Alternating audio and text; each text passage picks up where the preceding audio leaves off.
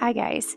Today for Sunday meal prep, I have an amazing recipe for you. I'm going to show you how to make these easy, high protein mini pumpkin cakes. You could also call them cupcakes if you like, or I would prefer to call them muffins because the thought is that they're going to be eaten for breakfast. But they are so decadent and delicious that you can have them for a snack any time of day and even serve them for dessert. So often when doing meal preps, I tend to focus on lunch because most people work away from home, but a delicious macro-friendly breakfast is probably just as important because people are rushing out of the door, they're often running late, and it is so tempting to just grab something unhealthy or honestly nothing at all. So here is my solution to that problem. This recipe is not only tasty, but it's going to help you hit that protein goal earlier in the day, not to mention it's calorie-friendly, low carb, and even gluten-free. It's got like everything great about it. So the first thing I did is I preheated my oven to 350 degrees. In one bowl, I mixed my dry ingredients, which is going to be some vanilla protein powder, some keto pancake mix, some baking powder, salt, pumpkin pie spice, and then some caramel chips and some pumpkin spice flavored chips.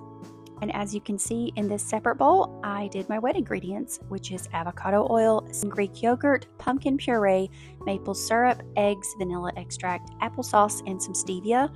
And that maple syrup is sugar-free, and so is the applesauce. It's unsweetened. Then I just added my wet ingredients once they were completely mixed over into my dry ingredients, and I'm going to fold this in together. I'm not going to overmix, but I, of course, want it to be well incorporated. I do want to mention something about this recipe that's fantastic, but also tricky, and that's it's gluten-free.